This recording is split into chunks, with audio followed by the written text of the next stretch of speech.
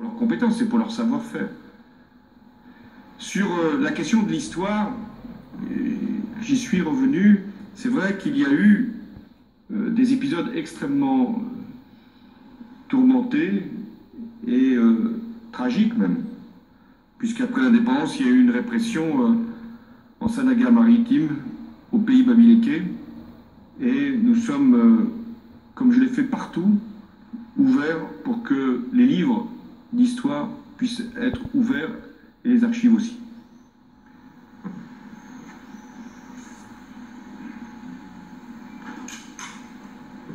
Gérard Griesbeck de France 2. Ma question s'adresse au président du Cameroun.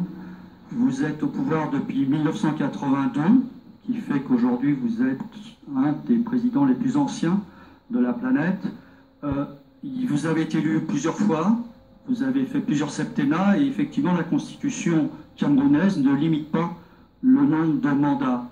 Il y aura un prochain mandat dans 3 ans. Je voudrais savoir dans quel état d'esprit déjà vous êtes. Est-ce que vous imaginez que encore un mandat serait le bienvenu? Est-ce que vous pensez plutôt passer la main et considérer qu'une retraite peut-être serait bien méritée? Dans quel état d'esprit vous êtes aujourd'hui? Je vous remercie. Je commencerai par dire que ne dure pas au pouvoir qui veut, mais dure qui peut. Je ferai une deuxième observation, c'est que je ne suis pas à la tête de l'État par la force.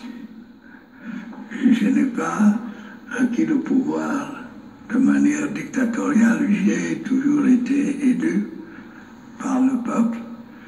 Et en ce moment, je suis en train de terminer un mandat qui m'a été donné par le peuple. Et d'ailleurs, il y avait d'autres candidats. À cette élection, je les ai gagnés.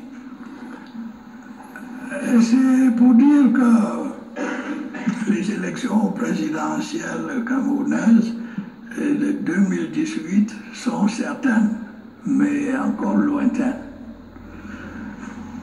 Nous avons le temps de réfléchir et le moment venu, les Camerounais et les amis français du monde sauront si je suis candidat ou si je prends ma retraite. Je vous remercie.